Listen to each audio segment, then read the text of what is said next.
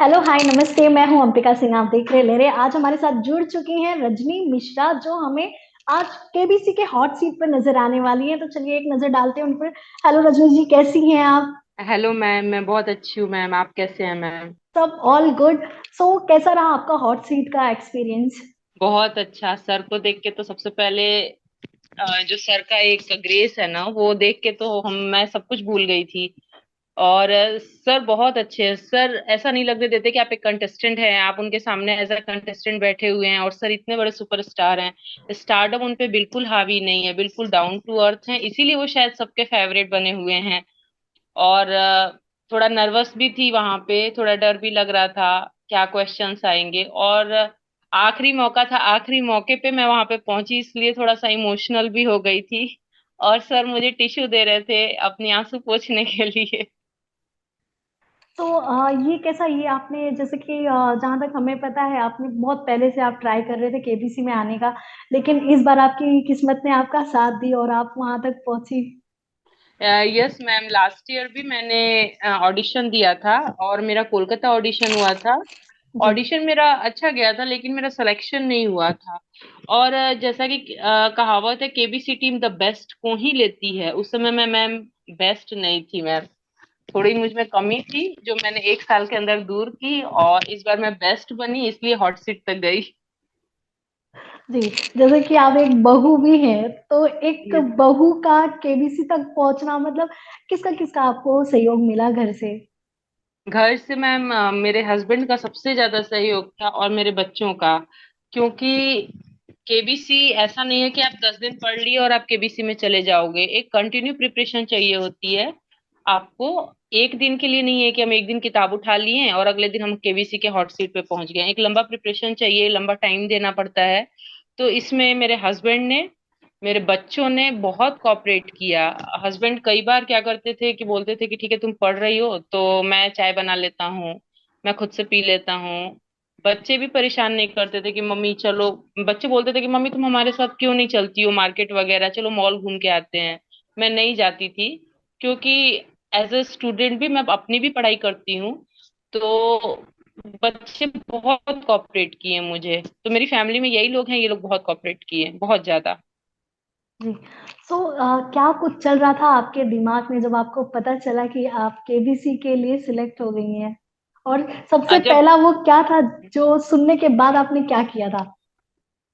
सबसे पहले तो उस दिन जब कॉल आया, मैं बैठी हुई थी और मेरे हस्बैंड ने कॉल उठाया, तो उन्होंने कहा जी कि हम केबीसी मुंबई से बोल रहे हैं, रजनी मिश्रा जी से बात करना है। जब मैंने कॉल लिया, उन्होंने बोला कि आपका ट्रिपल एफ के लिए सिलेक्शन हुआ है, आपको मुंबई आना होगा। मतलब मैं खुशी से जोर से उसी समय चिल्लाई क्योंकि लास्ट ईयर सक्सेस नहीं मिला था। तो इस बार सक्सेस मिलना, जो आप एक ड्रीम देखे हैं, उस ड्रीम को सच होने के एक कदम आप और ऊपर चले गए। तो मैं बहुत जोर से चिल्लाई और बहुत खुश थी मैम, बहुत खुश थी। वो अनएक्सपेक्ट है कि मतलब वो बता नहीं सकती हूँ, डिस्क्राइब नहीं कर सकती हूँ वर्ड्स में। क्या फीलिंग थी, वो बहुत अच्छा फीलिंग था मैम। जी। और हॉट सीट पर बैठने के बाद का एक्सपीरियंस अगर आपका जानना चाहेंगे हम। मैम हॉट सीट पे बैठने के बाद पहले तो बहुत डर लग रहा था, क्योंकि हम लोग बहुत छोटी जगहों से आते हैं। अगर हम लोग अमिताभ बच्चन जी को दूर से भी देख लेना, तो शायद हम 10 दिन खुशी के मारे सोए नहीं। हमारी ये कंडीशन होती है। और सर को सामने से देखना, सर के सामने बैठना, मतलब मैम कुछ समझ में नहीं आ रहा था कि आगे क्या होगा। बस लग रहा था कि कोई सपना चल रहा है मेरे साथ, मैं कोई सपने में जी रही हूँ और ये सपना चल रहा है मेरे साथ, जिसको मतलब क्या हुआ उस बीच में मैम कुछ समझ में ही नहीं आ रहा था। लग रहा था कि लाइफ में ना कुछ भगवान ऐसा कुछ मैजिक कर दिए हैं, जो मैं सर को सामने से देख रही हूँ, ये मैजिक है, ये एक्चुअल में नहीं हो रहा है। बिल्कुल दिमाग में यही फीलिंग आ रही थी। जी।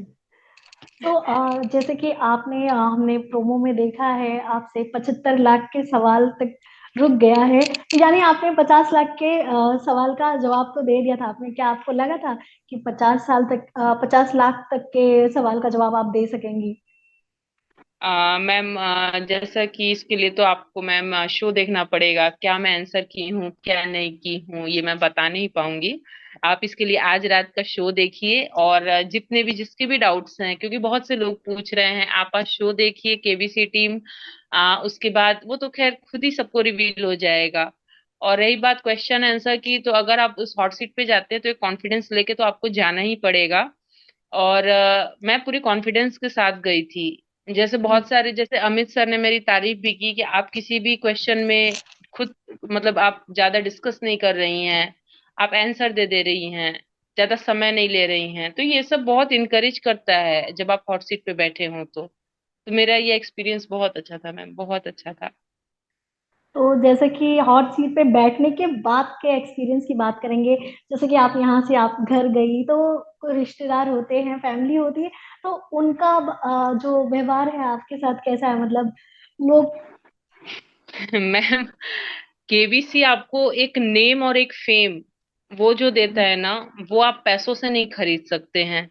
वो कमा सकते हैं। और केबीसी ने मुझे उस लायक समझा कि अपने मंच पे बुलाया। जब मैंने पहला एक व्हाट्सएप स्टेटस लगाया कि केबीसी में मैं इतने तारीख को आ रही हूँ, तो सबको लगा कि मैं किसी के साथ गई हूँ। क्योंकि कोई भी एक्सपेक्ट नहीं करेगा एक हाउसवाइफ जो दिन भर 24 आवर घर में रह रही है, वो इतने बड़े मंच पे जाएगी, जिसको बाहरी दुनिया का भी बहुत ज्यादा नॉलेज नहीं है। तो सबने कहा कि कोई फ्रेंड गई होगी उसके साथ, वो सेट पे गई होगी, शायद उसने वहां से फोटो डाली है। फिर सबने बोला कि तुम गई हो, तुम गई हो, उन्होंने पूछा। और सर जब प्रोमो आ गया ना मैम, तो अब ये कंडीशन है कि जो लोग कभी आज से 8 साल पहले मुझसे कभी 10 मिनट के लिए बात किए हो या कहीं मिले हो मुझे, वो लोग अपना स्टेटस लगाए हैं मेरे साथ, मेरी फोटो डाले हुए हैं। और इतना ज्यादा हर जगह चर्चा में बने रहना मैम एक हाउसवाइफ के लिए बहुत बड़ा अचीवमेंट होता है। तो जे- पूरी लाइफ चेंज हो गई है। दिन भर कॉल्स आ रहे हैं, मैसेजेस आ रहे हैं, अगर मैं जवाब नहीं दूं तो लोग गुस्सा भी कर रहे हैं कि हमारा जवाब क्यों नहीं दे रही हो। दिन भर कॉल अटेंड करना, ये मैम एक ऐसा फीलिंग है जो शायद हर एक स्टार की तरफ फीलिंग आ रही है मैम, जो हर कोई जीना चाहता है ये जिंदगी, वो जिंदगी मैं जी रही हूँ। और ड्यू टू केबीसी, मैं बहुत बहुत बहुत शुक्रिया अदा करूंगी केबीसी का कि मुझे ये जिंदगी जीने का मौका मिला। जी। जैसे कि आपने कहा आपको सबसे ज्यादा सहयोग आपके पति का मिला है, तो जब आप ये केबीसी का जो इतना लंबा सफर तय करके आई, तो अब क्या आपके पति मतलब कैसा फील कर रहे हैं? बहुत प्राउड कर रहे हैं मैम, बहुत ज्यादा। एक पति के लिए इससे ज्यादा खुशी की बात क्या होगी कि अगर वो पूरे समाज से लड़के अपनी वाइफ को पढ़ाते हैं। बहुत सारे ताने सुनने को मिलते हैं मैम, क्यों पढ़ा रहे हो, बहू को क्यों पढ़ा रहे हो, अरे इसको वाइफ को ज्यादा तेज नहीं बनाना चाहिए, वाइफ को ज्यादा पढ़ाना नहीं चाहिए। बहुत सारे ताने हस्बैंड लोग भी सुनते हैं मैम इस समाज में। और उन्होंने सुना, लेकिन आज सबको ही उनको कॉल करके बोला है कि तुम सही थे कि तुमने वाइफ को पढ़ाया, हम भी वाइफ को पढ़ाएंगे अब।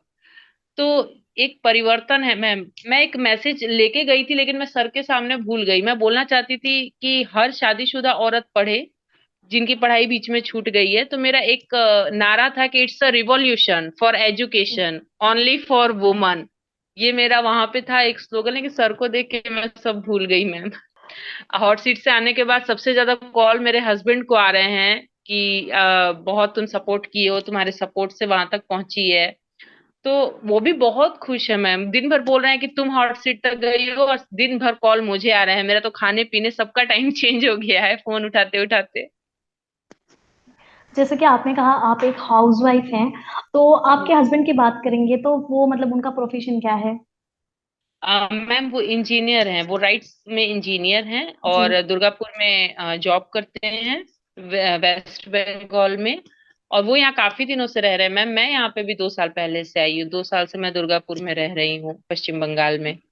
और जी। उनकी duty as a inspection engineer वो अपनी ड्यूटी कर रहे हैं। जी। जैसे कि बात करेंगे आप, आपका ये केस केबीसी का आप जो सफर था ये पूरा हो गया, आपने गेम भी खेल लिया, आपने अमाउंट भी जीत लिया, तो क्या करेंगे आप उस जीती हुई अमाउंट का? मैम, मेरे तो मतलब 2-3 सपने थे। पहला सपना ये था कि मैं अपनी स्टडी के लिए कुछ अर्न कर लूं, क्योंकि मेरी स्टडी में बहुत पैसा खर्च होता है मैम। स्टडी में ऑलरेडी बहुत खर्च होता है, तो मैं सोची थी कि हस्बैंड ने इतना खर्च किया है ना, तो मैं उनको कुछ बताऊं कि मैं भी अर्न कर ली हूँ। तो कुछ पैसे तो मैं अपनी डेफिनेटली आगे की स्टडी के लिए सेव करूंगी, और कुछ मैं अपने बच्चों की स्टडी के लिए सेव करूंगी, ताकि कल को अगर मेरी बेटी मुझसे बोले मम्मी मुझे ये पढ़ना है, तो मैं उसको ये ना बोलूं कि क्योंकि तुम बेटी हो मैं तुमको नहीं पढ़ाऊंगी, क्योंकि मैम मैंने ये सहा है अपनी लाइफ में। जी। तो अपने बच्चों के फ्यूचर के लिए सेव करूंगी, और उसके बाद कुछ पैसों का मैं कुछ इन्वेस्टमेंट करूंगी। मेरे को एक घर चाहिए मैम, मेरे नाम का एक घर होना चाहिए, मेरे नेम प्लेट का, जिसको मैंने अपने पैसों से खरीदा हो। तो मैम मैं उसके लिए इन्वेस्ट करूंगी मैम। यही मेरा 3 प्लानिंग है।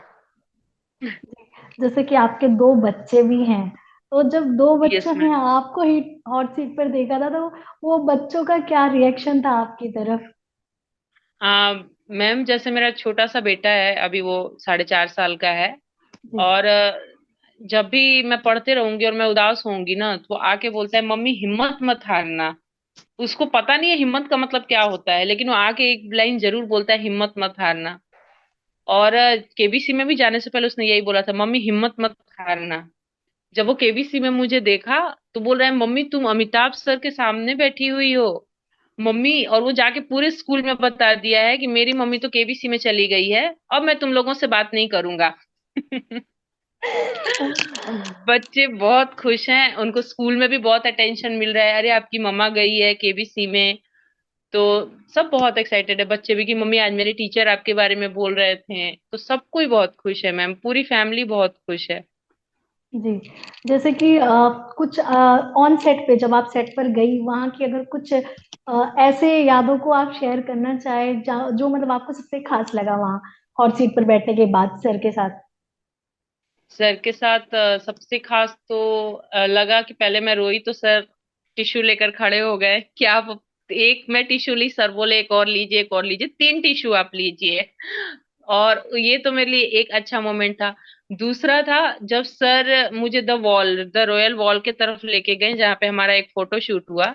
उसके बाद जी। सर ने मुझसे हाथ मिलाए। मैं बता नहीं सकती हूँ मैं कितनी खुश थी। शायद हर इंसान का सपना होता है अमित सर को एक बार देख लेना, और मैंने अमित सर से हाथ मिलाया है।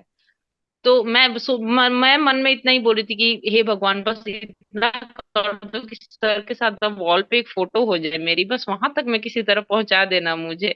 जब मैं गई, मैम ये केबीसी ना एक सपना है जिसको मैं जी के आई हूँ। शायद कितने लोगों का सपना होता है, मैं वो पूरा करके आई हूँ। बहुत खुश हूँ मैम, बहुत ज्यादा खुश। जी। जैसे कि आप बिहार के आरा से बिलोंग करती हैं, तो Yes। भोजपुरी जो सुपरस्टार है वहाँ के, बोल सकते हैं पावर स्टार पवन सिंह, क्या आप जानती हैं उन्हें? मैं उनसे मिल भी चुकी हूँ मैम। तो क्या आप कुछ शेयर करना चाहेंगी, कैसी थी उनके साथ मुलाकात, और कैसे हुई थी बहुत मुलाकात? वो भोजपुर के नहीं, पूरे भारत के सुपरस्टार हैं। और बहुत ही डाउन टू अर्थ इंसान है, बहुत अच्छे व्यक्तित्व के इंसान हैं। उनसे मेरी मुलाकात हो चुकी है। और मुझे बहुत गर्व है कि आरा का नाम उन्होंने देश विदेश में रोशन किया। और वो जो उनमें भी स्टारडम हावी नहीं है। जब आप उनसे मिलेंगे ना, वो बहुत अच्छे इंसान है, बहुत सरल तरीके से आपसे बात करते हैं। लगता है कि वो हम जैसे ही हैं बिल्कुल, उनमें कोई स्टारडम नहीं है, बहुत ही। और जबकि वो भी इतने बड़े सुपरस्टार है, विदेशों तक लोग उनको जानते हैं। तो एक जी। खुशकिस्मती है मेरी कि पवन सिंह जी आरा से हैं, तो मैं भी आरा से हूँ। तो कैसे हुई थी आपकी उनसे मुलाकात, अगर आप शेयर करना चाहें? मैम वो किसी कॉमन मतलब व्यक्ति के जरिए ही हुई थी, जो उनको पहले से जानता था। तो जी। हम लोग उन्हीं के थ्रू हम लोग मिले थे पवन जी से। वो आए हुए थे आरा में, कुछ शूट वगैरह उनका डिले था या जो भी था। तो आरा में ही थे वो। तो हमको देख के उन्होंने बहुत आदर से कहा कि आइए बैठिए। बातचीत भी किए हम लोगों से, हमारे साथ फोटो भी लिया उन लोगों ने। तो जी। अच्छा लगा मैम, बहुत अच्छा लगा। अभी मतलब एक अमिताभ सर से मिलना, पवन सिंह से मिलना बहुत खुशी का बात है। एक और ड्रीम है मैम मेरा, मैं ना प्रभास सर से मिलना चाहती हूँ, बाहुबली से। हाँ, हम उम्मीद करते हैं आपका ये ड्रीम भी जल्दी पूरा हो जाए। यस मैम, यस मैम, आपके मुंह में घी शक्कर मैम, मैं उनकी बहुत बड़ी फैन हूँ मैम, उनसे भी मुझे मिलना है एक बार। जी।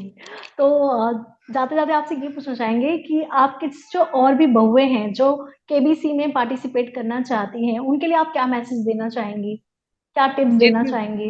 जितनी भी बहुएं हैं, जिनको ये लगता है ना कि अब हमारे तो बस घर और गृहस्थी तक ही हमारा जीवन है, हम तो आगे कुछ कर नहीं सकते हैं, तो आप लोग कभी हार मत मानिए। और किताबें उठाने के लिए कोई समय नहीं होता है। और थोड़ा सा किताब उठाइए, पढ़िए, अपडेट रहिए, आपके राष्ट्र में क्या चल रहा है, पूरे विश्व में क्या चल रहा है, राष्ट्रीय और अंतर्राष्ट्रीय घटनाओं पे अपनी नजर सिर्फ बहुएं ही नहीं, बेटियां, व्यक्ति, हर इंसान रखे।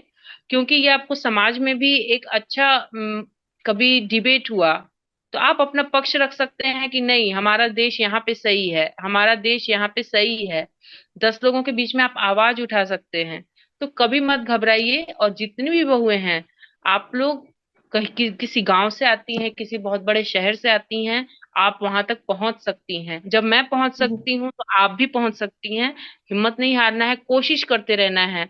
और जैसा कि कहा भी गया है, कोशिश करने वालों की कभी हार नहीं होती। मैंने भी कोशिश की और जीत के आई। आप लोग भी जाइए, और पूरे बिहार से, पश्चिम बंगाल से, राजस्थान, महाराष्ट्र, मध्य प्रदेश, छत्तीसगढ़, हर जगह की बहुएं आए केबीसी पे, पूरे भारत की बहुएं आए केबीसी पे, और दिखाएं कि अगर हम हाउसवाइफ हैं तो हम किसी से कम नहीं हैं। हमको कम मत समझो। Thank you so much Rajni ji, लहरे के साथ जुड़ने के लिए और आपका इतना कीमती समय हमारे साथ शेयर करने के लिए। And thank yes, congratulations once thank again. Thank thank you ma'am, congratulations. Thank you ma'am, thank thank you you. So much ma'am, thank you. Bye bye. Bye ma'am.